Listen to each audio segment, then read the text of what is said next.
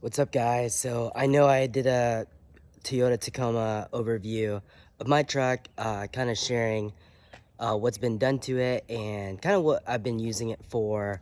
And it's kind of come to a time where I think I'm ready to get rid of it. Um, a lot of reasons. Part of it is because one, I'd be able to make some money and get some, well, maybe not make money, but get some money back for some priorities I have for personal reasons. And also, I do think that my Land Cruiser has been sitting a while. Having two trucks, two off-road vehicles is just a little unnecessary. And especially, I feel like since the Land Cruiser has been sitting, it hasn't been loved and used for what it's intended for. Also, I think that the SUV life is a little bit more of a better situation for me, especially going into the winter. So we'll see what happens. I just posted up my Tacoma, so if you're interested, you're in SoCal, hit me up, let me know. Definitely wanted to go to somebody that's going to use it for what it's intended for. But yeah, just kind of wanted to share some of my thoughts. I'll go into more detail why the Land Cruiser is a better fit, but also just from my experiences, what I've loved about this truck. So we'll go for a quick walk around. If you guys haven't seen my first video, this truck is equipped with a front and rear bumper, both high clearance. Unlike many other overland vehicles, it did not come with the swing out tailgate that carries the spare tire. I just felt like that was very unnecessary, having to open the tailgate or the swing gate and then the tailgate every time, especially for what I was using it for, which was primarily surfing and off-road trips. I did have a camper shell in the back, especially for camping purposes and just keeping things, so like snowboards, out of just out of being seen. So you could see just the truck, since I've used it, has definitely seen a lot of life. I put about 30,000 miles on it with absolutely zero issues. And I guess the only thing that's really aged with this truck is you could kind of see the headlights are pretty bad here. But outside of that, it runs and drives great. Even the suspension, I would say, really hasn't lost much life.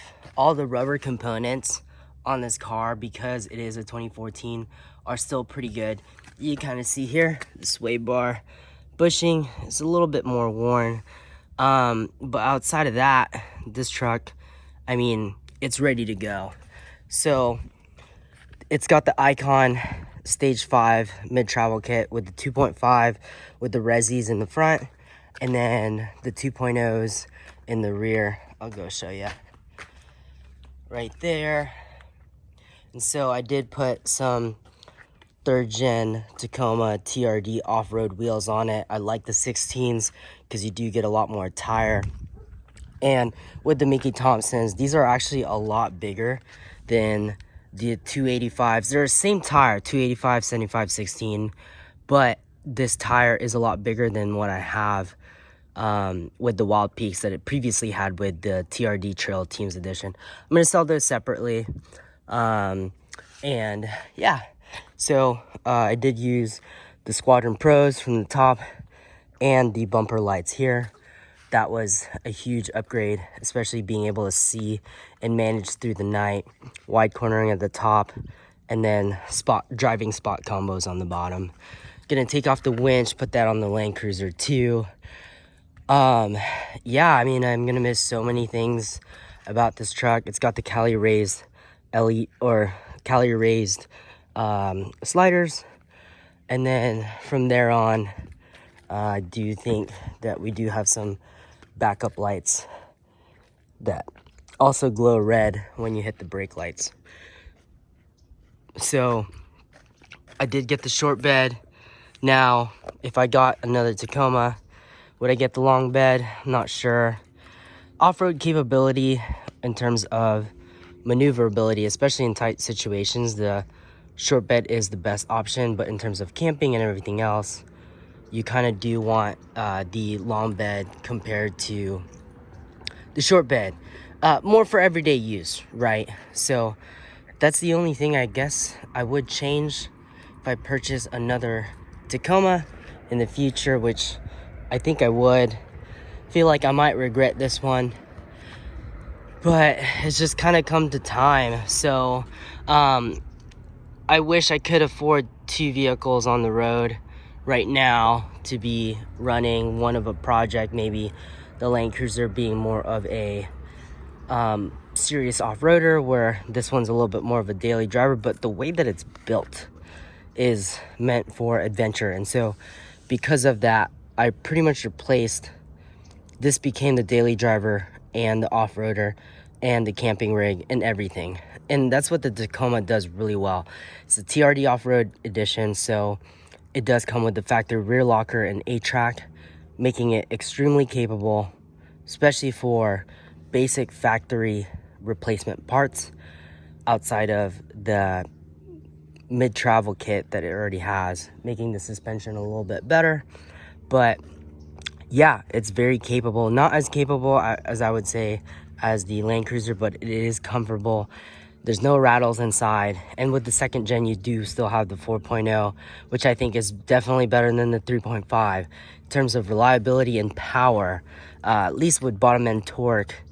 That really just makes up for why I think the second gen is the better generation in terms of just longevity. Now looks, I do think the third gen is better, which is why I definitely went with the second gen. Looks didn't really matter as much to me. I still think the second gen is very timeless, especially the 2.5 gen, which came out with the upgraded front or the facelifted front end. So, and then the LED taillights in the back. Very timeless design by Toyota, and yeah, I mean, you just can't go wrong with these things. These Tacomas is just so well built. The white paint ain't so great. Sorry, I got my personal stuff in there, but very basic.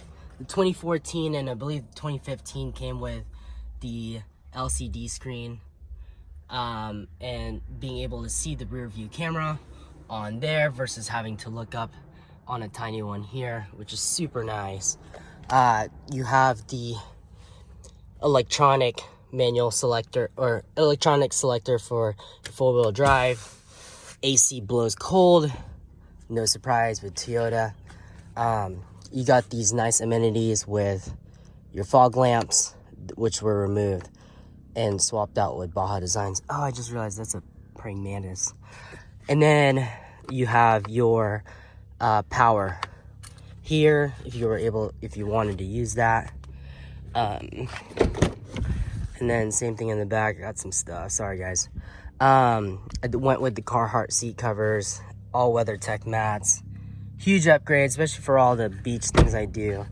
You definitely want to have something to keep the dust and stuff inside.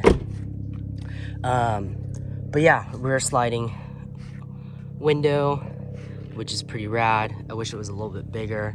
Wish it was like the Tundra where it would go down, but it is more of a workman's truck compared to the Tundra, and that's how they built the Tacoma. And with that is why people love it. Well, people either love it or hate it. They think the technology's old, which I would say it is, but you have the basics, and that's what Toyota does very well.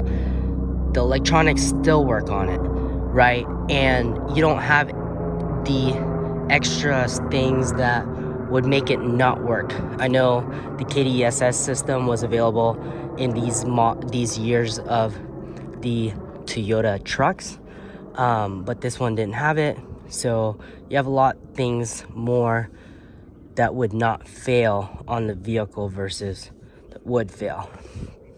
So yeah, well, I'll go forward with what my thoughts are, especially owning it for 2 years. Would I do it again? You'll find out. All right, so with my Tacoma, would I do it again? This build specifically, probably not. I think if I was to do it again and I would still have the Land Cruiser, I wouldn't have it this built.